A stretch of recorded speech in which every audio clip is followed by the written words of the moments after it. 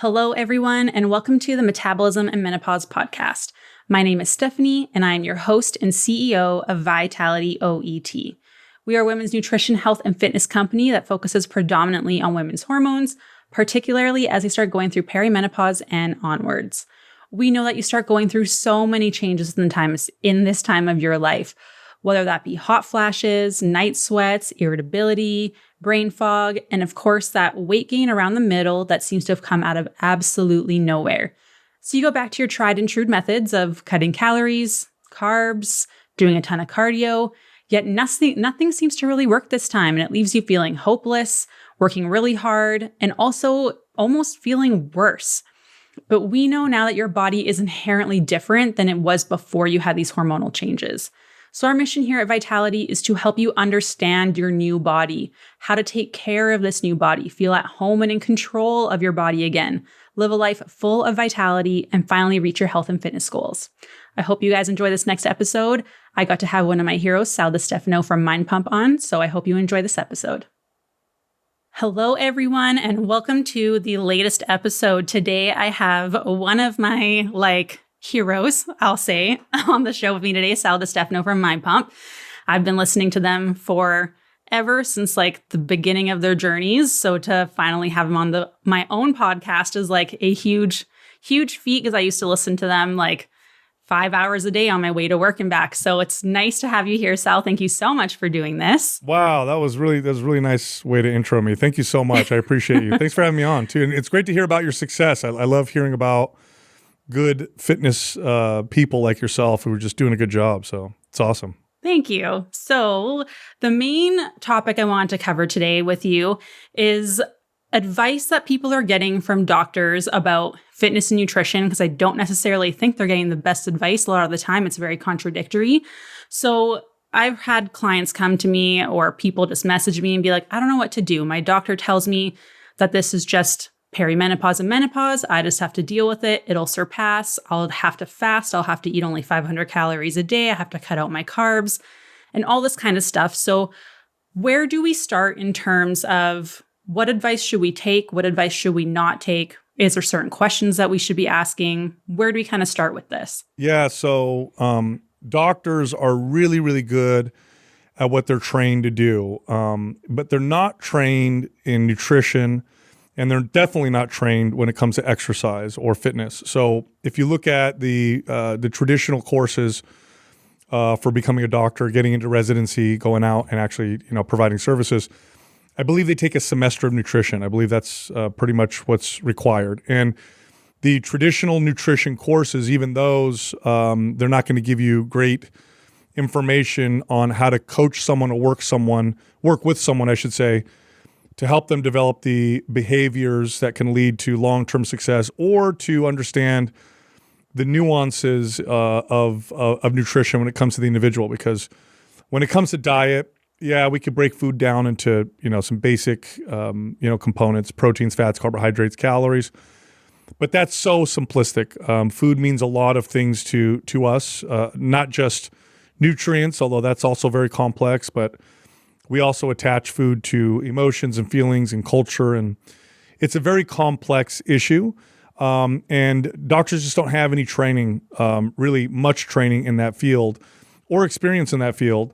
And then with exercise, there's none at all. They understand, physiology and anatomy, but if you were to ask them how to perform a basic exercise properly, or what does it mean if my heels lift on a squat, or if I feel pain in this area when I perform a row, whatever, they won't know. They won't know, what the answer is or even how to help you. And then to take it a step further, even if they were well trained in nutrition and fitness, let's say you went even to, forget doctors, let's say you went to an incredible health and fitness coach, but you only met with them for the same allotted time that you would meet with a doctor. What does that typically look like? Well, it's a 15 to 20 minute appointment, and you see them once and then you go home.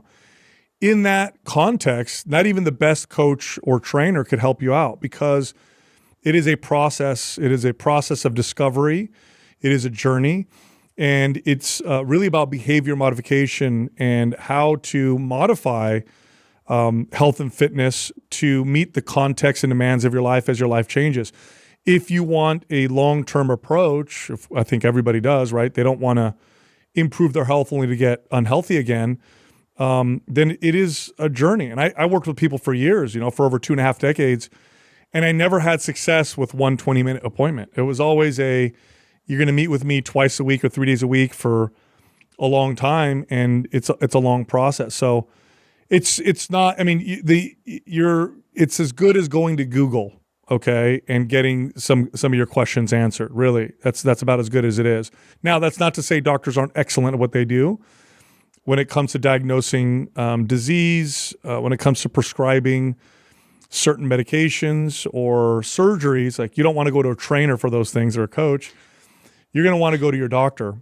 But again, they see things through the lens that which they're trained, right? So you brought up, menopause and stuff like that. Like, and I know that I used to get a lot of female clients that would talk about this, where they would go to the doctor, complain about strange symptoms, and the doctors would either say, you don't feel that, or, like that's all in your head. Or they would say, well, it's this one thing right here. And the patient would say, no, I think that's okay. And they'd say, well, you don't know what you're talking about. Here, take this medication.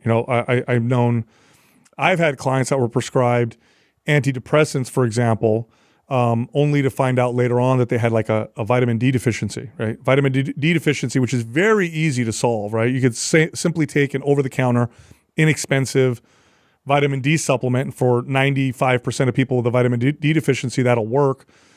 But a vitamin D deficiency can cause anxiety and depression. The symptoms are identical to those of someone who has general anxiety and depression. That's not related to a deficiency. So the prescription was take an SSRI, right? When you could have just taken, again, like vitamin D, magnesium deficiency, zinc deficiencies. These are all like really simple things that they typically don't even know to test for, although they're getting more informed on some of these common ones. It's not the place you go. It'd be like going to, like I'm a trainer, right? It'd be like coming to me and asking me about why your car is making a funny noise. Like I'm the wrong person, to ask, so it's just not the right person to ask for those types of things. And that's the problem. The challenge as coaches and trainers is that doctors are justifiably well respected, but we tend to, it produces the halo effect where, well, my doctor told me that I should avoid this exercise, or I should do this type of workout that they saw, or go on this liquid diet or whatever. And well, it's my doctor, therefore the advice is going to be correct. And that's just not true. Yeah. And I almost think that there's a bit of like I don't want to say like an ignorance, but it's almost like, oh, like it's just, you got to eat less, move more, or, oh, you're gaining weight, like you must not be tracking enough, or you're lying about this. And it's very like gaslighty, I find, with people who are like going to you with genuine concern. They're concerned about their health and their well-being, and they actively want to do something about it and figure out what it is.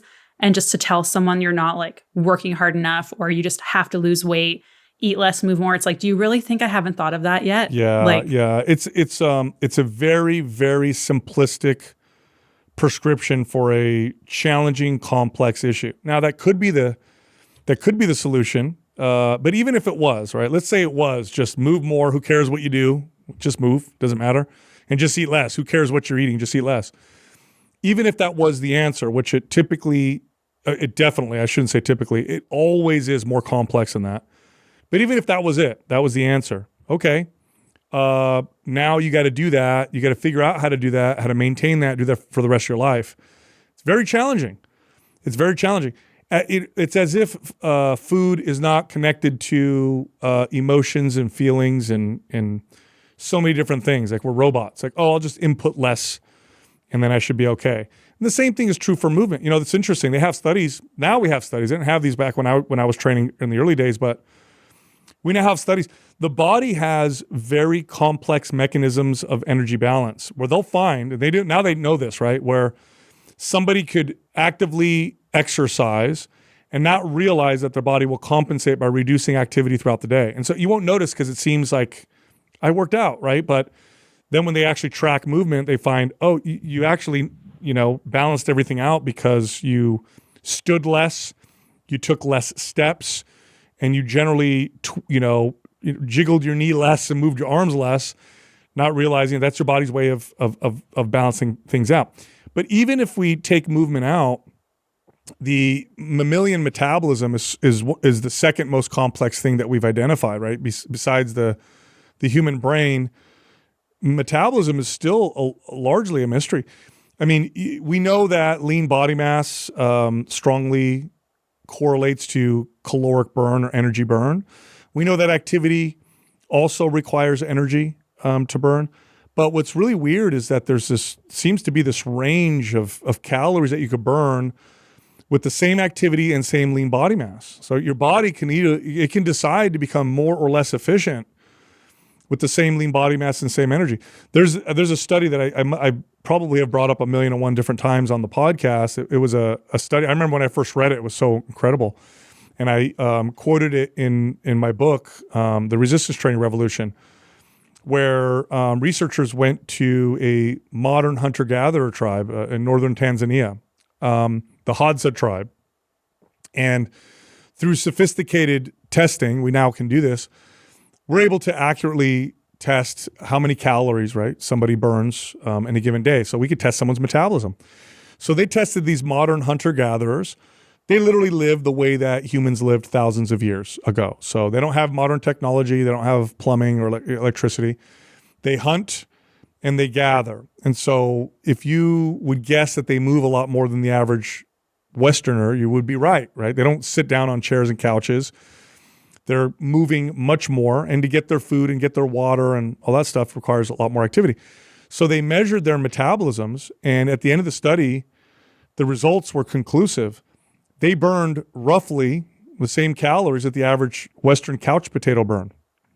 So you think to yourself, like, what? Like these people don't have modern technology. They don't have cars. They're not sitting on couches watching TV or going on social media.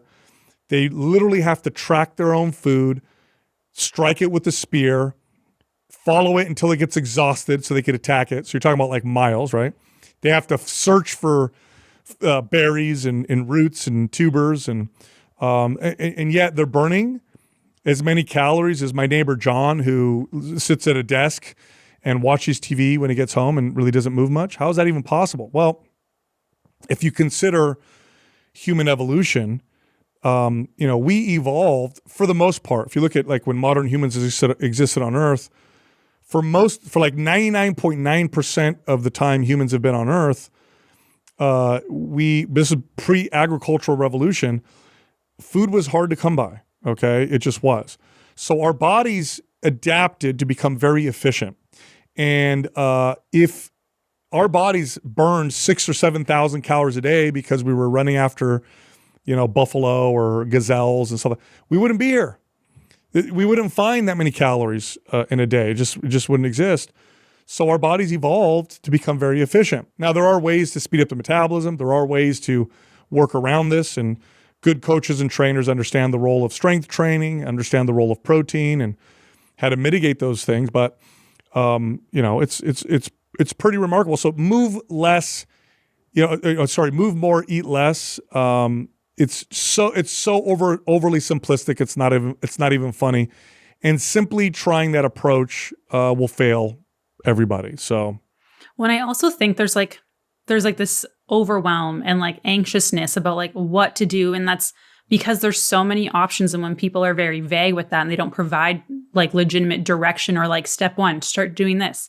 Cool, we mastered this, now we move on to the next thing. And I think there's so much anxiety and overwhelm just in life in general, but especially around nutrition and fitness, because there are so many options, but like you don't actually know what's going to work, or you don't even know where to start. And I think that causes so many issues. Then you leave a doctor's office with that advice and you go home and you panic and you're stressed out, and that's causing more issues. And then you end up doing nothing, or you try something for a little bit and it doesn't work. You get discouraged. And it's just, there's not enough like actual structure, I feel, in that kind of stuff. And plus, when you're spending time with doctors, it's like, did they ask you about your relationships, your stress at home, your family life, your finances, how your sleep is, your energy, any past diets you've done, what's your activity like, how's your digestion, how's your, like, there's not enough information. And I think we really do this thing where we try to isolate one part of the body and remove it from the human. Basically, it's like, oh, this is a weight problem, or oh, your cholesterol is high. And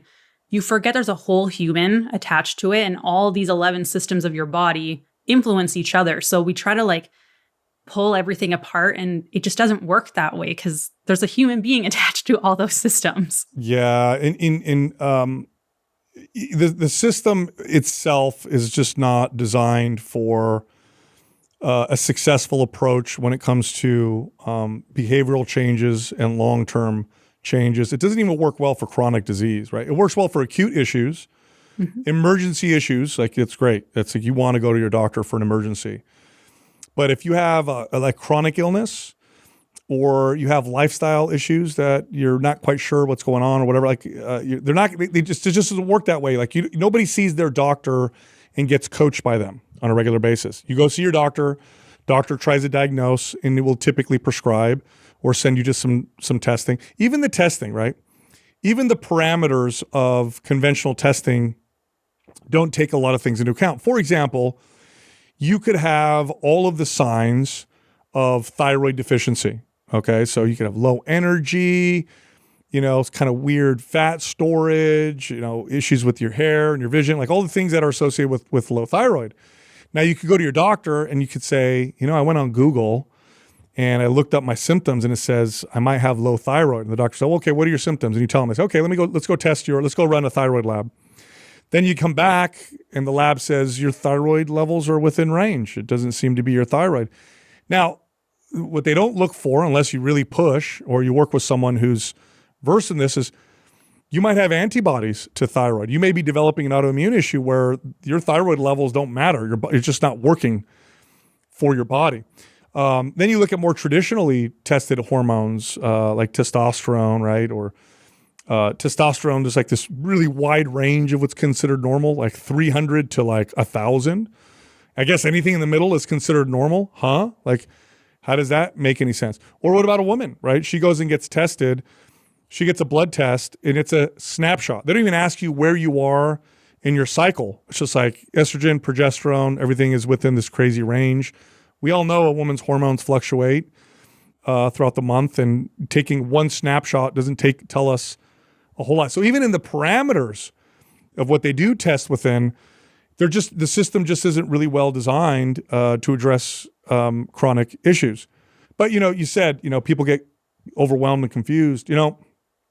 Good trainers and coaches do the following, because it is complex, right? It is complex. It is a journey of discovery and understanding and individualization. But here's what good trainers and coaches understand. There are certain changes that you can make that have wide-ranging cascading effects on other behaviors. So that makes it makes certain simple changes very powerful. And so a good coach or trainer understands, like, yes, there's all these changes that we can make, but if I have you do this one thing, it's very likely to affect all these other things. So let's just focus on this one thing or this other thing. For example, I'll give you two, I'm sure you probably already talked about this on your podcast, but I'll give you two very basic dietary modifications that for the vast majority of people will result in a host of positive changes to their diet that are unintended. They're almost like I didn't even know I was doing those things, and it was happening because I was only focused on these two things. So the first one is avoiding heavily processed food. That's it. Like, don't worry about anything else. Don't worry about what you read about, superfoods and vegan and whatever and paleo. Let's just do this. Don't eat heavily processed foods. So don't eat foods that come in a wrapper or a box, foods that have lots of ingredients, right? Try to eat single ingredient foods like chicken, steak, eggs, milk, fruits, vegetables, potato, rice, right? That kind of stuff, right? Okay, so why does that make such a big deal? Like, why is that such a game changer? Because you're not telling me to eat less. You're not telling me anything else. You're just telling me just avoid that and then go about my day. Well, we know as coaches, and the data supports this very strongly, that heavily processed foods or ultra processed foods are engineered to make you overeat. Okay, they're engineered to be what's called hyperpalatable. This is where all the science that goes into, a Cheeto or a Dorito, or even health foods that come in packages, right? All the engineering and science that goes into them is about making them more pleasurable and enjoyable. Now, the side effect of which is you eat a lot more of them. Without realizing it, you eat a lot more. So they do these, like, nutrition and food studies are notoriously terrible because they tend to be survey-based, okay? So they tend to be like, how many tomatoes did you eat last week, right? And the person's like, oh, I think I ate 5 or whatever. Like, okay, super inaccurate. The best studies are controlled because now we have all the factors controlled for, and so we can really pull from the data. Well, studies on heavily processed foods are pretty well done. And literally, this is what they've done to some of these studies. They'll take groups of people, 2 groups, and they balance them out, men, women, different ages, and they literally put them in a lab. Okay, so you don't leave, you're in here. This group over here, you have unlimited access to heavily processed foods. This group over here, unlimited access to whole natural foods, okay? They even control for macros, meaning proteins, fats, carbs, very similar. And then they say, just eat. They don't say anything else. They just say, okay, eat, and we're going to monitor your behaviors. Then they'll watch them for a while, and then they'll have them switch rooms. So they don't even leave it at that. Then they switch rooms. And there's been multiple studies on this now. Heavily processed foods will result in about 600 more calories of consumption a day. Okay, they're not trying to watch their food. They're not trying to eat less or trying to eat more. They will naturally eat 600. That's a lot. That's like 3 hours of cardio for a lot of people. 2 hours of cardio for some people, right? An hour of really hard cardio. So it's literally making you overeat because it's so pleasurable. To give an example, and I remember Chris Kresser was on the podcast years ago. He gave this example. I thought it was amazing. If somebody presented you with 4 or 5 plain boiled potatoes and they gave you 30 minutes to eat all of them, it would be tough. Like after the second plain potato, you'd gag. Like, I can't finish this, right? Now, if I gave you a family-sized bag of Lay's potato chips, it'd be a lot easier. You might even be able to finish the bag. I know I would, right? Same amount of potatoes. It's the same amount. One of them was engineered to be hyperpalatable. The other one is whole natural, meaning our bodies naturally have systems that tell us when to stop eating. Those are completely overrun, or hijacked, as I say, by heavily processed food. So simply avoiding heavily processed food results in the reduction of calories that people are told that they need to do. But you're not even trying. You're just eating like you normally would, eating until you're satisfied. Boom, calories come down. Here's the second one. Try to eat your body weight or your target body weight in grams of protein. Okay, so if your target body weight is 130 pounds, meaning you need to lose 30 pounds to get to your target body weight or whatever. So 130 pounds, that's my target, or 150 pounds. Try to eat that in grams of protein and eat that first. So in all your meals, let's say my target is 150 grams of protein and I eat breakfast, lunch, and dinner. I'll have 50 grams of protein for breakfast, lunch, and dinner. And again, I'm sticking to whole natural food. So that's, what is that? 8 ounces of chicken or whatever, right? Or steak. Eat that first, then eat the rest. Whole natural foods, high protein. Almost every single person who follows that will get to a nice, healthy body fat percentage. Now, why the protein? Protein is incredibly powerful at inducing satiety. In fact, someone's watching this right now and their target body weight is 150 grams. I dare you to try to hit that on a daily basis, day in and day out, through whole natural foods. What you're going to find is it's hard. You're going to be like, oh, I'm force feeding myself. I can't eat anymore. It really produces powerful satiety. It also controls blood sugar, which is very important. Because forget the health effects, although we can get into that. There's a lot of health effects too and benefits from having better, more stable blood sugar. But it also influences behaviors. You're less likely to have cravings. You're less likely to have energy crashes. So it does that. It also contributes to more muscle and more fat loss when all things are controlled. So when they compare 2 identical diets in terms of calories, but one's high protein, one is normal, regular protein. The high protein diet results in more fat loss and more muscle gain or preservation than the other diet. So that's it. Those two things. Those two things for most people will get people to a healthy body weight on its own. You don't have to do anything else. In other words, you don't have to try to eat less. You don't have to try to get crazy with your diet. You're just literally doing those two things. Okay, here's the third step. The third step is do some form of strength training a couple days a week. Okay? A couple days a week, do some form of strength training. The strength training is super effective at speeding up the metabolism through the process of building muscle. You don't even have to build a lot of muscle, just the process of building it does this. It's the most hormone balancing form of exercise. It shapes and sculpts the body, and it leads to a metabolism that's faster, which you want, right? You want a metabolism that burns more calories on its own. It makes it a lot more sustainable to stay lean later on because you're just burning more calories on your own. You don't literally have to move more. Your body is burning more on its own. Now that tends to beg the question, well, okay, what do you mean by strength training? What does the workout look like? What am I supposed to do?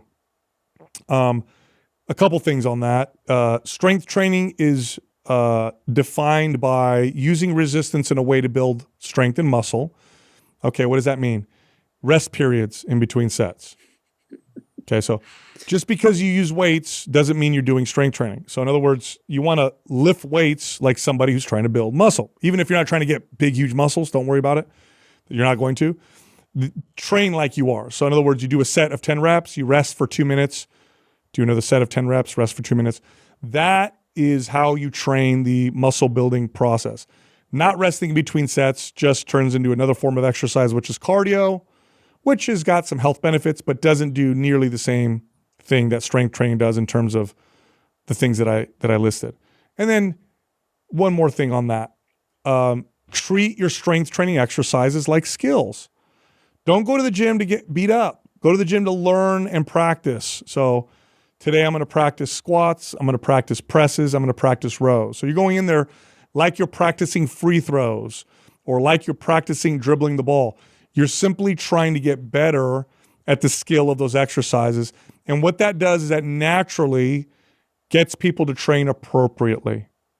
Because one of the biggest mistakes people make when they work out is they go too hard, too fast. And that doesn't get you there any faster. In fact, it gets you there a lot slower and often stops progress. That's it.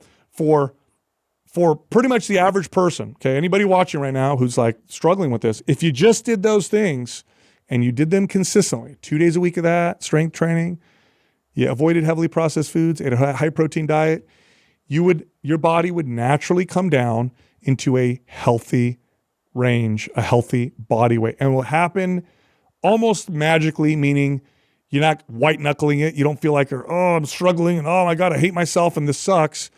It's like, wow, this is, what'll happen is my favorite comment from clients I would get with those three things is they'd come to me and they'd say, this is weird.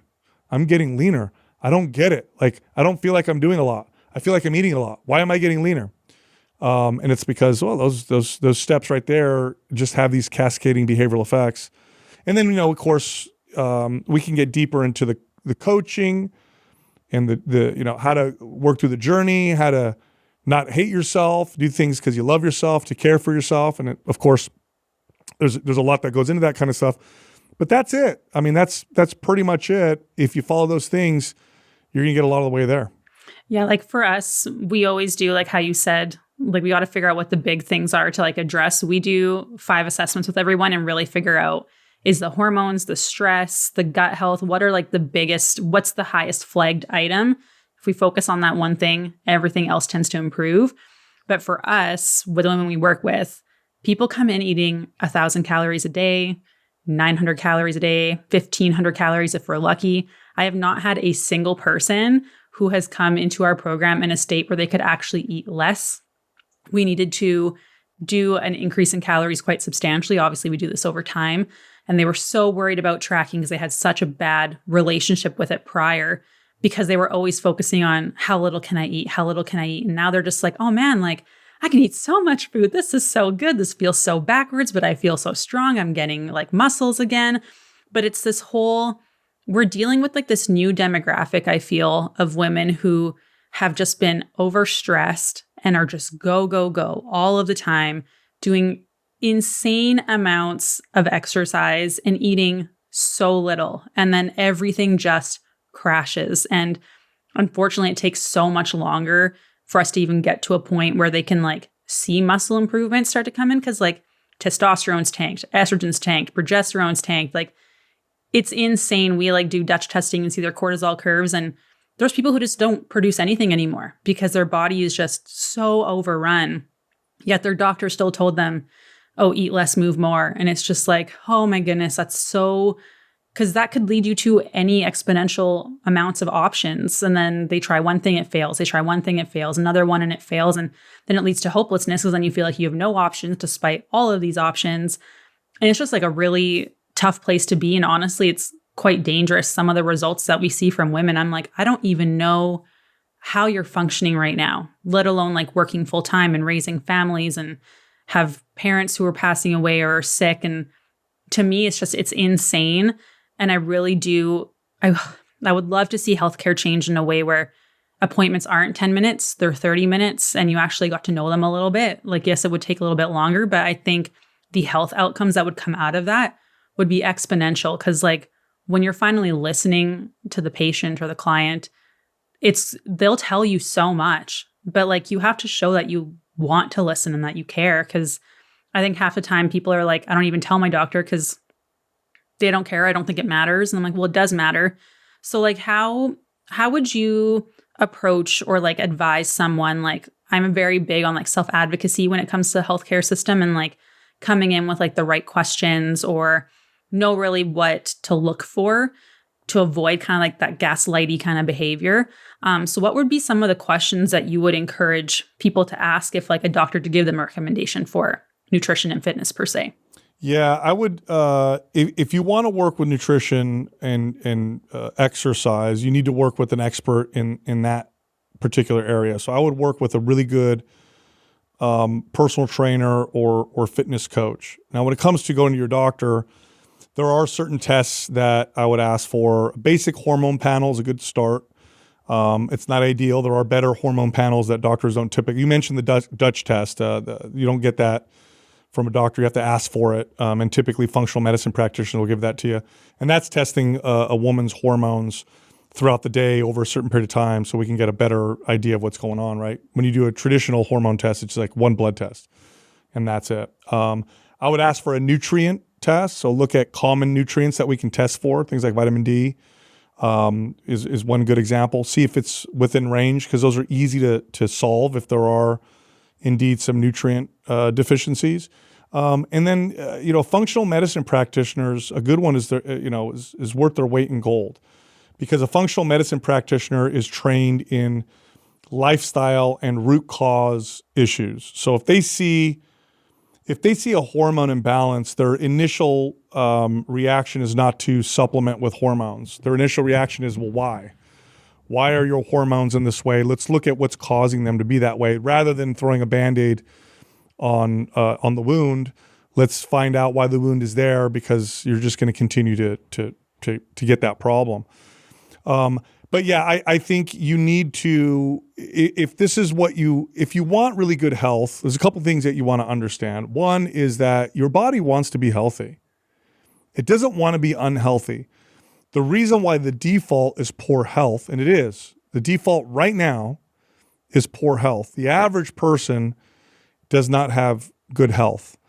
It's not because our bodies want to be unhealthy. It's because the environments that we live in, the way that we live, is so far away from what would produce good health, and it's just accepted, because it's a normal way of life, to live a particular way that we don't know any better, and we tend to, I said put a Band-Aid on things, is we tend to do that over and over again, right? So, like another good example, there was a study that came out where they tested natural interventions for depression and anxiety, and the 3 interventions were diet, exercise, and sleep. Okay. Now, obviously, when you combine all 3, they saw significant improvements in I think almost every person in the study in the metrics of anxiety and depression. Okay. But then they tested exercise, diet, and sleep separately to see which one had the biggest impact. Now, ideally, you want to do all of them, but if you could only do one, sleep by itself had a significant impact. So people are like, what? Sleep? Like I go to bed every night. What are you talking about? We're so far removed from how our bodies should fall asleep and stay asleep that we don't even realize that our sleep sucks, right? So our brain perceives us to be in sunlight until the second we hit the pillow because we're in bright lights. So we turn the lights off, all of a sudden hit the pillow. It takes our brain like a couple hours to register, oh, it's time to go to sleep. But you went to bed at 10 thinking I'm going to get my full 8 hours. Well, the real good sleep, even though you passed out because you're so exhausted, that quality sleep isn't happening because you didn't tell your brain it was time to wind down. The way that our bodies evolved, where the sun went down, our brain got the signal, then we started preparing for sleep. So, don't expose yourself to bright light about an hour or two. I like 2 hours before bed. I like to use salt lamps, little night lights, around the house. And when the sun starts to go down, we dim the lights and then turn them off. And it makes that sounds silly, but the studies now we have the data support, it makes a huge difference, right? Avoiding stimulants past a certain point. Like we're so dependent on caffeine because our sleep is so bad that we don't even realize that the caffeine itself is having this profoundly negative impact. So I would reduce that or try to come off of it. Yeah, you'll go through about a week of withdrawal, but that makes a big difference. That has profound effects on hormones, appetite, cravings, and pretty much everything. It has huge effects on us. So, that's one thing, right? Diet. Half or more of our diet is made up of those ultra-processed foods that I talked about. So we know that they make you overeat, okay, without you realizing it. Yet more than half of your diet is comprised of these foods. So you're going to overeat a lot of the times, right? Then we look at activity. We don't move. We just don't move. Even people who work out every day. If you took the average person that worked a desk job, okay, that worked out 7 days a week, okay, and you looked at their total activity, it's still not very good. It's like 1 hour of activity, sedentary the rest of the time that they're awake. So we just don't move that much. We don't give our bodies any reason to be strong. Our bodies will only ever be as strong as they need to be. Your body will only have as much muscle and strength as it thinks it needs. Don't believe me? Put your arm in a cast for a couple weeks and watch what happens to your arm. The atrophy, right? The muscle losses. For anybody who's ever broken a limb knows, like when you take off that cast, it's like, oh my God, what happened? My muscle's gone, right? Your body will always be just as strong as its demands require, right? So there's a lot more, but those are just kind of the big ones, right? So a little bit of strength training to give your body a reason to have that muscle. Give yourself a couple hours or an hour before bed to allow your brain to settle, get some better sleep.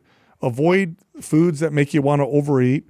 And you're like 85% of the way there. And then the people that you want to work with that'll help you do this, like, if you have illness, definitely go to your doctor.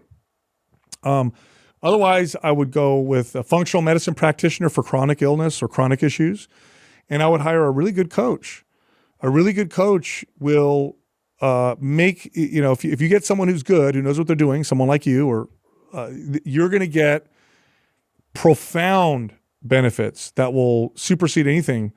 And it's not as hard as people think. The hard part is the changing of the behaviors because you have to live differently. But it's not as hard as it is when you do things wrong. When you go to the gym and beat the crap out of yourself because you think you have to be super sore and want to throw up and you have to sweat your butt off, right? Or you think you have to starve yourself because you're eating these foods that make you want to overeat, but you don't realize that they do that. So you're just trying to cut calories constantly and pay so much attention to your food that you're tracking everything all the time and you always stay in that space and now you're stressed out about it because that sucks. Like who wants to do that for the rest of their life, right? If you do things the wrong way, you're going to be spinning your tires in the dirt. And then you end up like the people that you talked about who they're eating 1,200 calories a day and they're overweight. It's like, where do I go from here? What do I do? Yeah, I've always find like the hardest thing is the patients because they'll feel good first, like sleep, energy, hormonal symptoms, those always improve drastically right away. And I always laugh because we always tell people to have a bedtime snack, like an hour before bed, just some protein or fat with like a slow digesting carb. And they are shocked because they're like, I thought eating after like 7 p.m., I'm going to magically gain all this weight. And people sleep so much better because blood sugars are more stable during the night.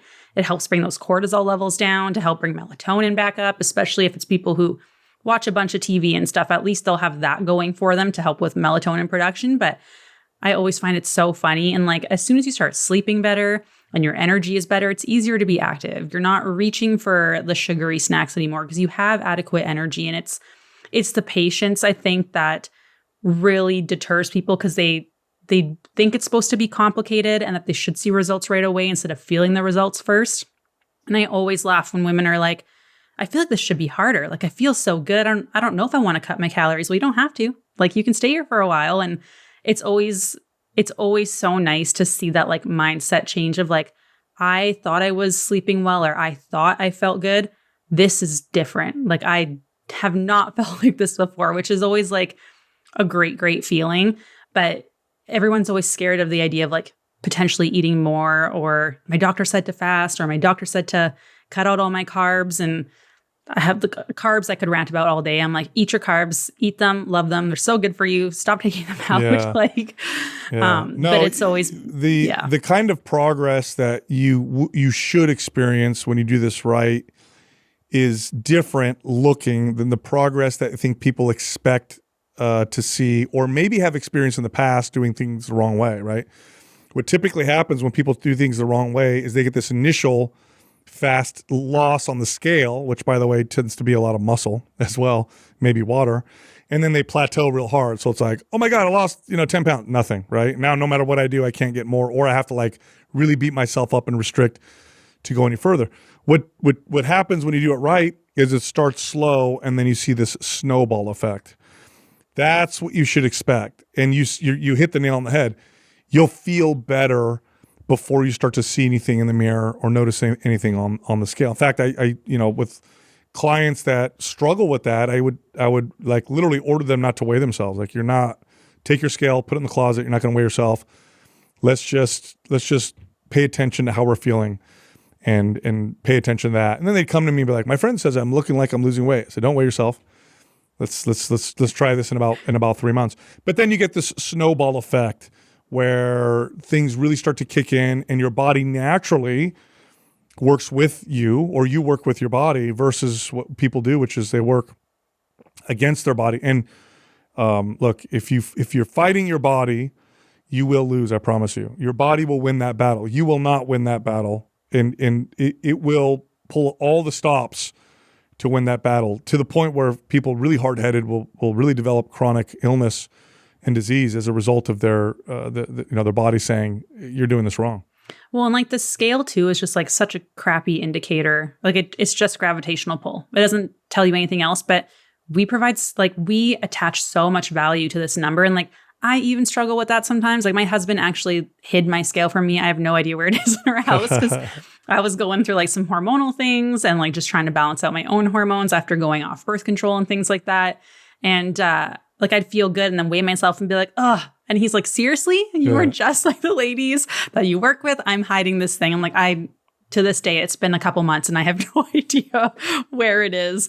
But it's just it's a tough thing to get around, especially if you've been told by doctors or people like, you need to lose 15 pounds, you need to lose 10 pounds. And it's like, does it really matter, or does body composition matter more? Because like, I think that's where the focus should be. And people are getting better for that, but it is such a huge hurdle to get over. Yeah, look, if you were to look at a picture of a 6 foot tall man at 10% body fat, 200 pounds, versus a 6 foot tall man at 200 pounds at 20% body fat, they would weigh the same, but they would look very different. Same thing with a 150 pound female at 20% versus one that 30%, right?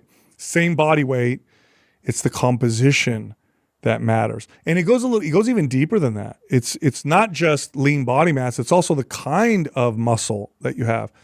fit and strong muscle within, it's almost like, it's like a ribeye versus a filet. You ever look at filet mignon and it's like lean, ribeye's all marbled.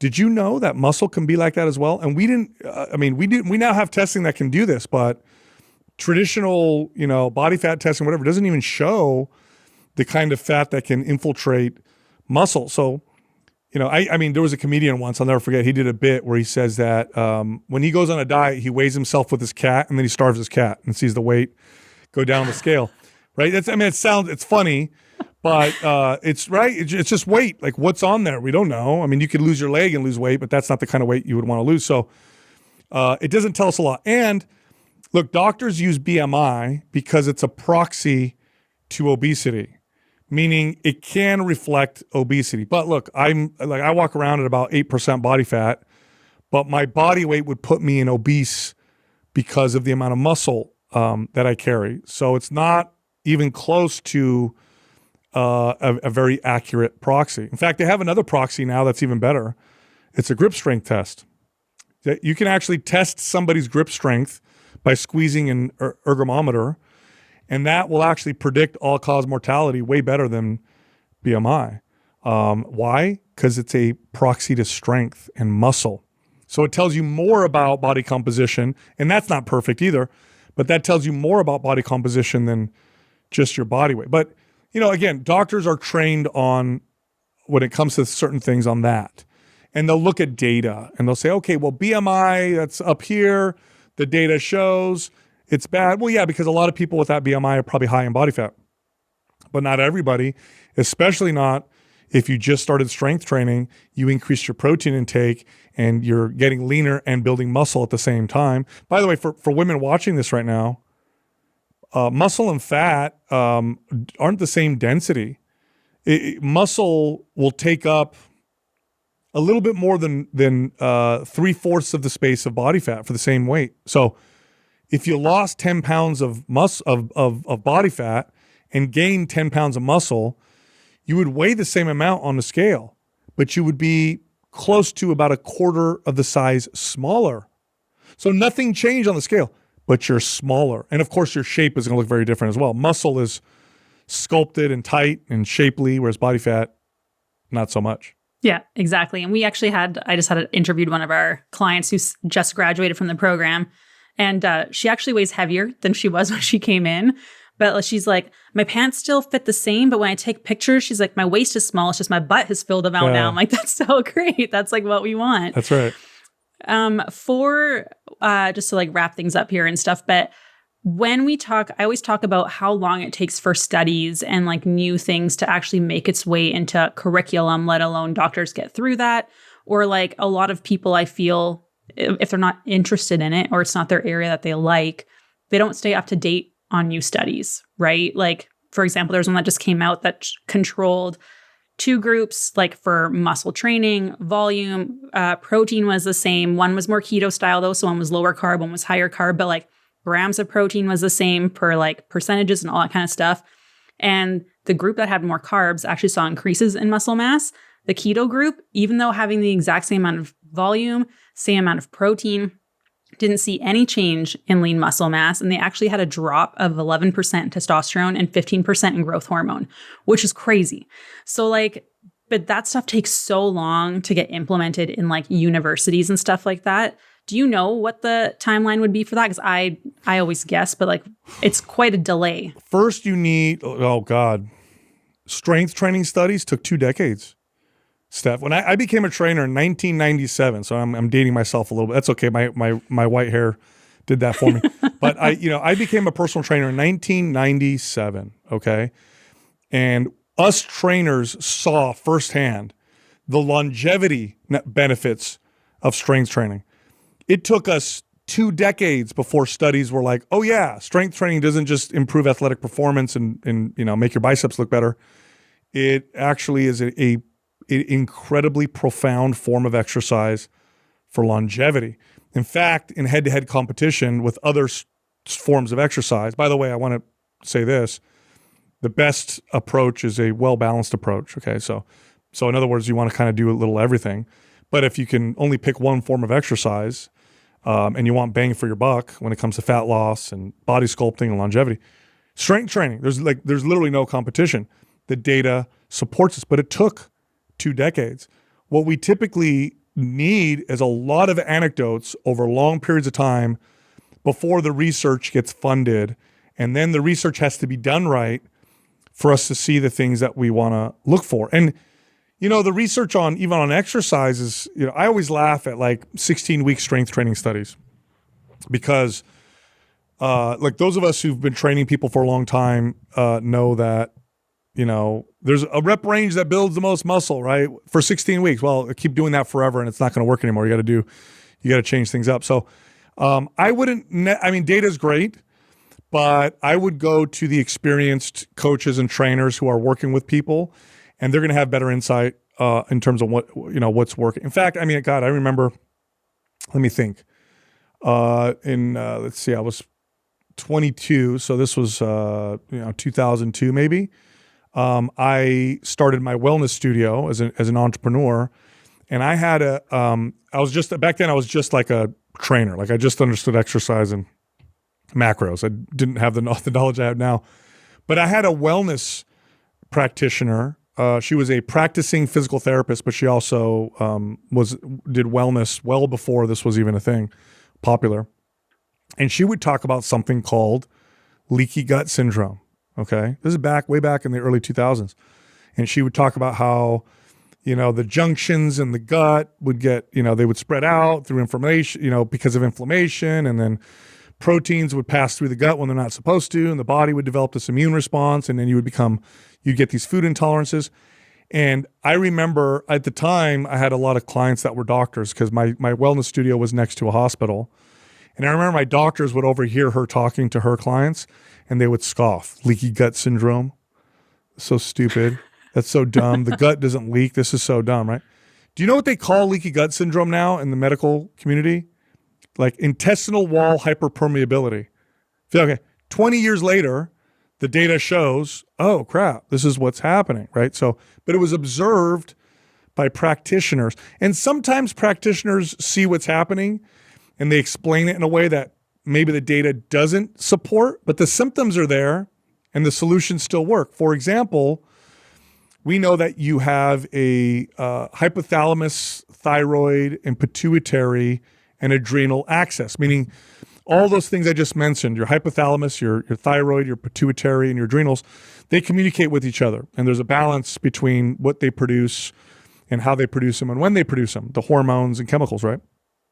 Well, when that axis is off, you have all these symptoms of fatigue and brittle hair and nails that are brittle and all these low libido and intolerance to hot and cold and chronic inflammation and brain fog, right? We used to call that adrenal fatigue because the belief was, now what we observed were the same symptoms back then. They explained it back then as your adrenals are fatigued. Now the data shows adrenals don't get fatigued, but it's this axis that gets thrown off. But guess what?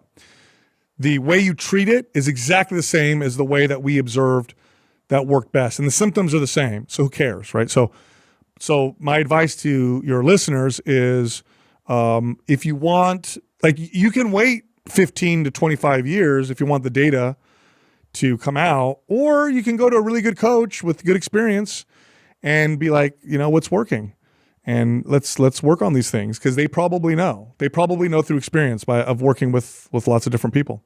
Yeah, I've had certain people be like, technically that's not the way it actually works. I'm like, yes, but when we're talking to people who aren't in the biology, physiology, healthcare space, you need to use analogies that make sense, because if it doesn't make sense and they don't understand how it's actually functioning or have a general idea of how that works, they're not going to be compliant anyways. Because if you don't understand how it's relevant to you or how it works, it's I don't really think that's a thing. You have to communicate in a way that people understand. And I think that's a huge issue I see with a lot of people where they're trying to sound too smart almost. And it's are you talking to the people you're trying to help, or are you talking to other coaches trying to prove yourself? Because one is going to be actually helpful to people and one is not. Yep. Look, I could tell people all day long, hey, don't worry about losing weight. Don't worry about your looks.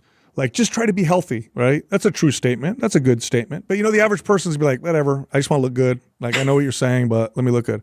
Or I could say this: if you try to be healthy, the side effect of that is you're going to look good.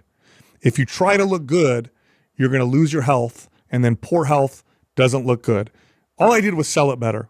All I did was sell the idea better to get some compliance. And that's what good coaches and trainers do. That's not what people in the scientific community do. That's not their job. I don't want them to do that. I want them to analyze data.